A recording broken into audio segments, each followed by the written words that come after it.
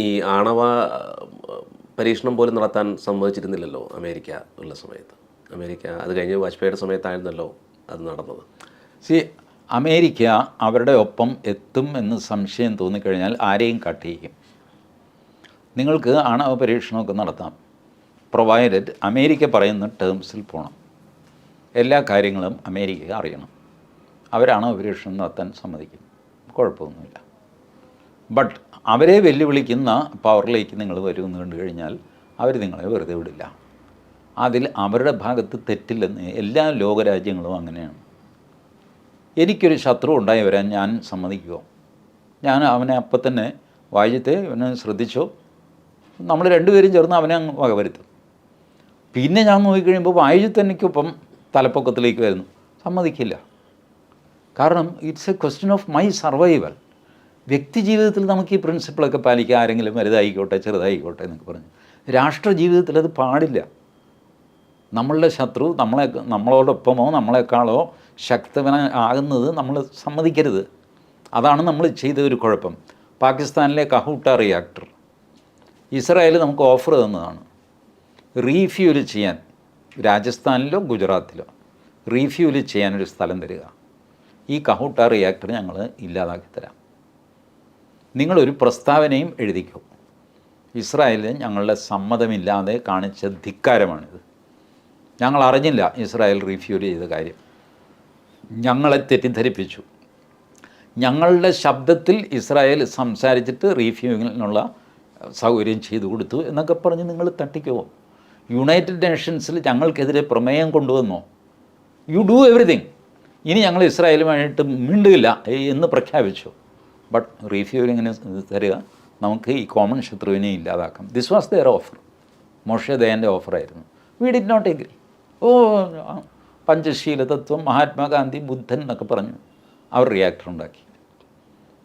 നമ്മൾ അണുവിസ്ഫോടനം നടത്തിയപ്പോൾ 10 ദിവസത്തിനകം അവരും അണുവിസ്ഫോടനം നടത്തി. അതേസമയം ഇസ്രായേലിൻ്റെ ഡിസൈനെ നമ്മൾ കൂട്ടുനിന്നിരുന്നെങ്കിലോ? ഇസ്രായേൽ ഇതാ പറഞ്ഞ ആരും അറിയേണ്ടെന്ന്. ആരും അറിയാതെ ഞാനിത് തീർത്ത് തരാം, എനിക്കെതിരെ നിങ്ങൾ UN പ്രമേയം കൊണ്ടുവരിക, ഇന്ത്യ തന്നെ. ഞങ്ങളറിയാതെ ഞങ്ങളുടെ സ്ഥലത്ത് കയറിയിട്ട് റീഫ്യൂലിംഗ് നടത്തി, ഞങ്ങളുടെ ശബ്ദം കോപ്പി അടിച്ചു. ഇസ്രായേലിന് ഈ പരിപാടി അന്നുമുണ്ട്. ഇസ്രായേൽ റെസ്ക്യൂ അറ്റ് എൻറ്റബെ എയർപോർട്ടിൽ പോയല്ലോ, ഉഗാണ്ടയിൽ. അവിടെ പോകാനായിട്ട് ഇവർക്ക് സൗദി അറേബ്യയുടെ മുകളിൽ കൂടെ പറന്നേ പറ്റുള്ളൂ. വേറെ ഒരു രക്ഷയില്ല, വേറെ റൂട്ടില്ല. കൂടുതൽ സർക്യൂട്ടസ് റൂട്ട് എടുത്തു കഴിഞ്ഞാൽ വീണ്ടും റീഫ്യൂലിൻ്റെ പ്രശ്നം വരും. അതുകൊണ്ട് ഇവർ ഒരു ഇസ്ലാമിക രാജ്യത്തിലെ വിമാനമാണെന്ന് വരുത്തി അറബിയിൽ സംസാരിച്ചു, പൈലറ്റും കോ പൈലറ്റും. അതിനുവേണ്ടി അറബി ഭാഷ പഠിച്ച പൈലറ്റുമാർ ഇസ്രായേലിൻ്റെ കയ്യിലുണ്ട്.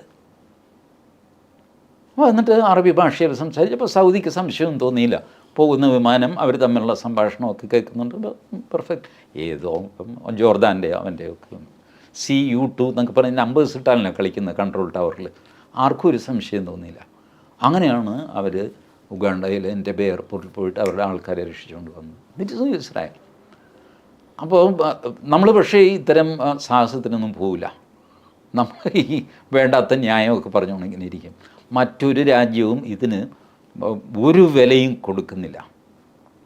ഈ റെട്ടറിക്ക് UN ജനറൽ അസംബ്ലിയിൽ പ്രസംഗമൊക്കെ ഉണ്ടല്ലോ, ആ പ്രസംഗത്തിൽ നമ്മൾ സ്വയം വീണു പോവുകയാണ്. ഈ പരിപാടി നിന്നത് ഈ കാർന്നൂർ വന്നതിന് ശേഷമാണ്. അതെ, ഇവിടെ നമ്മുടെ കാർന്നൂരും അവിടെ ട്രംപും വന്നു കഴിഞ്ഞപ്പോഴാണ് ഈ കലാപരിപാടി നിന്നത്. ഇദ്ദേഹം ആദ്യം തന്നെ നിർത്തി. 2014 പുള്ളി അധികാരത്തിൽ വന്നതിന് ശേഷം UN ജനറൽ അസംബ്ലിയിൽ പുള്ളി ബും ബും എന്ന് പറഞ്ഞു വലിയ ഗാന്ധി, ബുദ്ധൻ, ജൈനൻ എന്നൊക്കെ പറഞ്ഞ് പ്രസംഗിക്കും. പ്രവൃത്തിയിൽ ഇതൊന്നും കാണില്ല. കാരണം അത് ചാണക്യൻ്റെ ഉപദേശമാണ്. അവനെ പ്രസംഗവും പ്രവൃത്തിയും തമ്മിൽ യാതൊരു ബന്ധവും രാഷ്ട്രതന്ത്രത്തിൽ ഉണ്ടാവണമെന്നില്ല. ഉണ്ടായാൽ അത് യാദൃശ്ചികം എന്ന് വിചാരിച്ചാൽ മതി. ചാണക്യൻ്റെ അഡ്വൈസ് അതാണ്.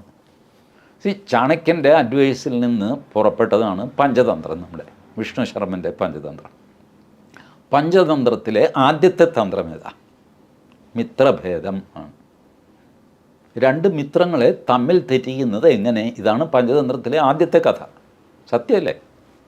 ഇത് ചാണക്യനിൽ നിന്ന് ഇൻസ്പിറേഷൻ എടുത്തിട്ടാണ് വിഷ്ണു ശർമ്മൻ പഞ്ചതന്ത്രം എഴുതുന്നതും നാരായണ പണ്ഡിതൻ ഹിതോപദേശം എഴുതുന്നതും. 2 രാജാക്കന്മാർക്കുള്ള രാജകുമാരന്മാർക്കുള്ള ഉപദേശങ്ങളാണ് കഥാരൂപത്തിൽ. അതിൽ ആദ്യത്തെ ഉപദേശം കുത്തിത്തിരിപ്പുണ്ടാക്കുന്നത് എങ്ങനെയെന്നാണ്. മിത്രഭേദം, മിത്രങ്ങളായിട്ട് സന്തോഷമായിട്ട് കഴിയുന്നവരെ തമ്മിലടുപ്പിക്കുന്നത് എങ്ങനെ? ഇത് ഭാരതത്തിൻ്റെ ഇത് ഉപേക്ഷിച്ചിട്ട് നമ്മൾ മാർട്ടിൻ ലൂതർ കിങ് ആണ്, യേശു ക്രിസ്തുവാണ്, മഹാത്മാഗാന്ധിയാണെന്നൊക്കെ പറഞ്ഞ് അതൊക്കെ വ്യക്തിതലത്തിൽ അനുഷ്ഠിക്കേണ്ട കാര്യങ്ങളാണ്. വ്യക്തിതലത്തിൽ എനിക്ക് അഹിംസ അനുഷ്ഠിക്കാം, ആരെന്നെ തല്ലിയാലും തിരിച്ചു തല്ലില്ല, പോലീസിലും പരാതി പറയില്ല. വ്യക്തിക്ക് അങ്ങനെ ചെയ്യാം, രാഷ്ട്രത്തിന് അങ്ങനെ ചെയ്യാൻ പറ്റുമോ? ആരെങ്ങനെ വേണമെങ്കിലും പെരുമാറിക്കോട്ടെ, ആരെങ്കിലും വന്നോട്ടെ പൊക്കോട്ടെ എന്ന് പറഞ്ഞിട്ട് നോ. ഇപ്പോൾ രാഷ്ട്രത്തിന് ഒരു രാഷ്ട്രധർമ്മമുണ്ട്, വ്യക്തിക്ക് അവൻ്റെ ധർമ്മമുണ്ട്. വ്യക്തി ഈസ് ഫ്രീ. നിങ്ങളെ ആര് ഉപദ്രവിച്ചാലും ഞാൻ പ്രതികാരം ചെയ്യില്ല, എനിക്കുള്ളതെല്ലാം ഞാൻ നാട്ടുകാർക്ക് വിതരണം ചെയ്യും, ഇങ്ങനെയൊക്കെ പറഞ്ഞ് ഒരു വ്യക്തിക്ക് ജീവിക്കാം. രാഷ്ട്രത്തിന് അങ്ങനെ പറ്റില്ലെന്നേ. ഇത് വ്യക്തിധർമ്മം, രാജധർമ്മം, രാഷ്ട്രധർമ്മം, അമ്മയ്ക്കൊരു ധർമ്മം, മകനൊരു ധർമ്മം, അച്ഛനൊരു ധർമ്മം, ഇത് തമ്മിൽ വ്യത്യാസമുണ്ട്. ഇത് മനസ്സിലാക്കിയിട്ടാണ് ചാണക്യൻ ഈ ഉപദേശം കൊടുത്തത്. ഈ വാചകം വഴിയൊക്കെ കൊള്ളാം, ബട്ട് പ്രവൃത്തി നമ്മളെപ്പോഴും നമ്മളുടെ രാജ്യത്തെ പ്രൊട്ടക്റ്റ് ചെയ്യാനായിട്ട് എന്ത് ചെയ്യണം? മറ്റ് രണ്ട് രാജ്യങ്ങൾ തമ്മിൽ നല്ല കൂട്ടാണ്, റഷ്യയും ചൈനയും നല്ല കൂട്ടാണ്. ഈ കൂട്ടിങ്ങനെ കൂടിക്കൂടി പോയി കഴിഞ്ഞാൽ നാളെ നമുക്ക് പാരയാവും ഇവന്മാർ രണ്ടും കൂടെ. അപ്പോൾ ആദ്യം ചെയ്യേണ്ടത് എന്താ? അവരെ തമ്മിൽ തെറ്റിക്കുക, വേറെ ഒന്നും ചെയ്യണ്ട. അവരെ യുദ്ധത്തിന് പോകേണ്ട, ഒന്നും ചെയ്യണ്ട.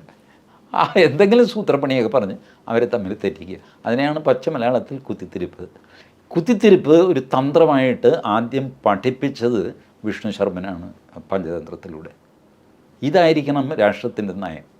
അതല്ലാതെ വെറുതെ കരഞ്ഞും വിളിച്ച് നടന്നു കഴിഞ്ഞാൽ ഒരു വിലയും ഉണ്ടാവില്ല.